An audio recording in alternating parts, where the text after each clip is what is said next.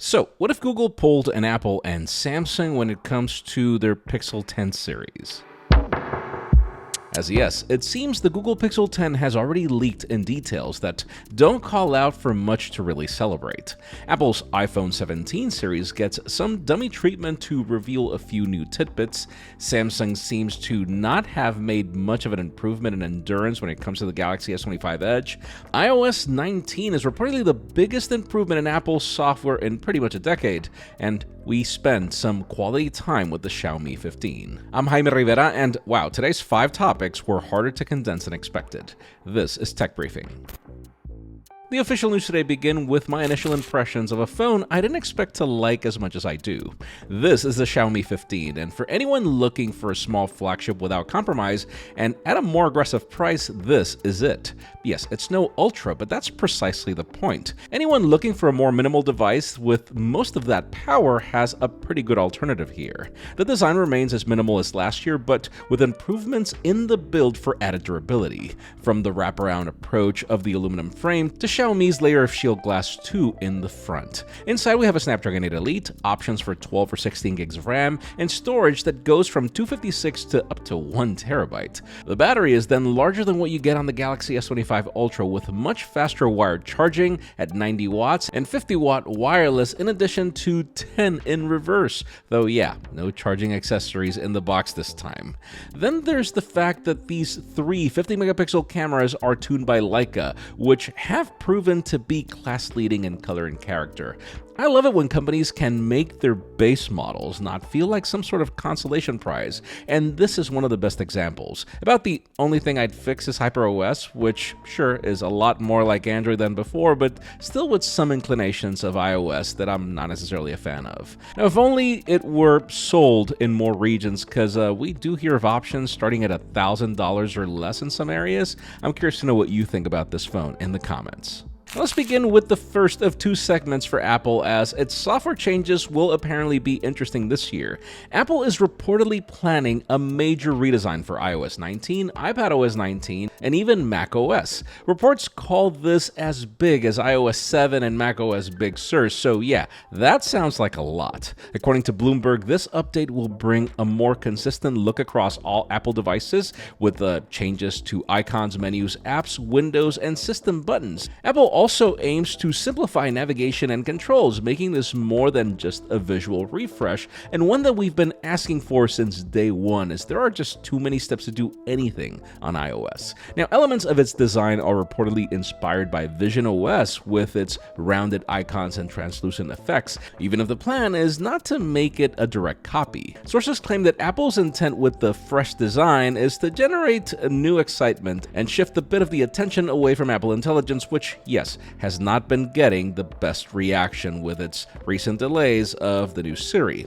Obviously, we're expecting all these changes at WWDC in June, along with visionOS 3, which is reported to be a major update that includes Apple Intelligence and a new spatial gallery application, which could be expected in a sort of beta that could launch in April. Some reports have even mentioned an update to Vision Pro hardware with an M5 chip, but at this point, it's hard to predict. I'm curious to know if you're excited about any of this in the comments. Now let's switch to the iPhone 17 series because we have some new developments. Once dummy units hit the floor, things start getting legit, though these are actually 3D printed samples. iDevice Help recently shared a video on YouTube in collaboration with Majin Buu showing off what the iPhone 17 series will look like according to internal Apple documents. One of the biggest changes in the iPhone 17 Pro models is the camera design we've discussed before. What's interesting here is that aside from the pixel-like camera visor on both the iPhone 17 Air and 17 Pro, it seems this design might be assisted by portions of aluminum, which might explain why Apple is switching to this material for the Pro variants and could also clarify the rumored two-tone design.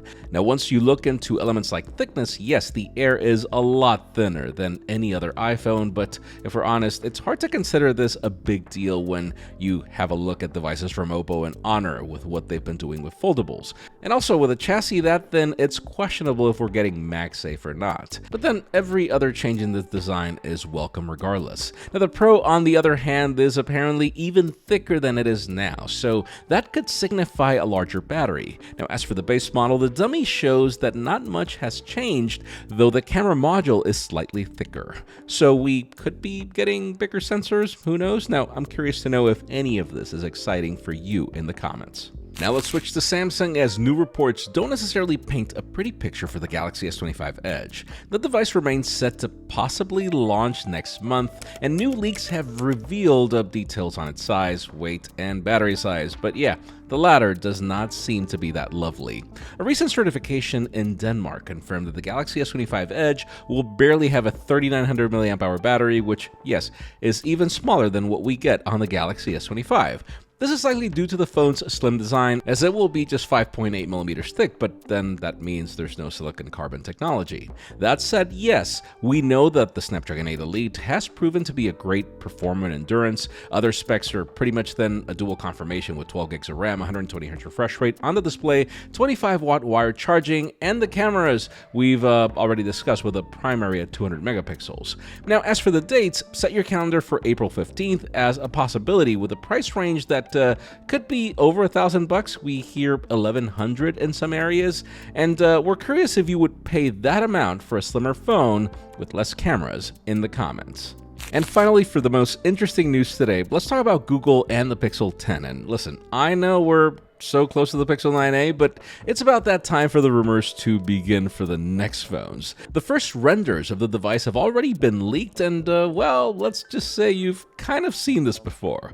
For the past few years, Google has made small design updates with each new Pixel phone, but then the Pixel 9 had the biggest redesign yet, featuring a flat and more refined approach to the device and its camera visor.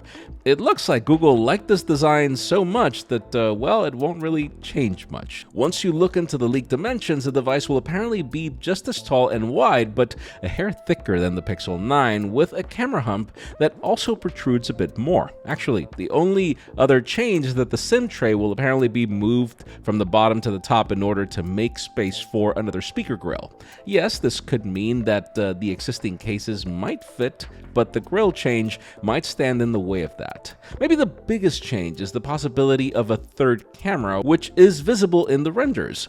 We've only had two in the base model since it launched, but if we're honest, the visor on both the Pixel 9 and 9 Pro is pretty much the same footprint. It could be that Google wants to differentiate this phone a tad more, since the Galaxy S25 series brings three cameras pretty much at the same price point. Yes, I'm already wondering how Google plans to then set this phone apart from the Pro models going forward. Renders of the 10 Pro show the exact same dimensions, while the 10 Pro XL is reportedly a hair shorter. I'm already curious about specs and hopefully an update to the Tensor chip, but in today's question, let me know. Are you okay with Google keeping the same design language on its Pixels for another year? Because listen, I am. I love the current design, but I'd love better internals, weight distribution, and please, Google, more base storage. That's just me. I'm curious to know what you'd like in the comments. Friends, thanks so much for your support on every one of our videos. Tech Briefing is a work in progress, and we're really close to phase 2 next month. For now, a like, subscribe, and comment would be all we'd ask for. Tell your friends I've started a new channel, and also follow me on social media, which is also a huge support. Our operation is growing to 7 people soon, so we really hope you like what you see. I'm Jaime Rivera. Thanks so much for watching. I'll see you on the next one.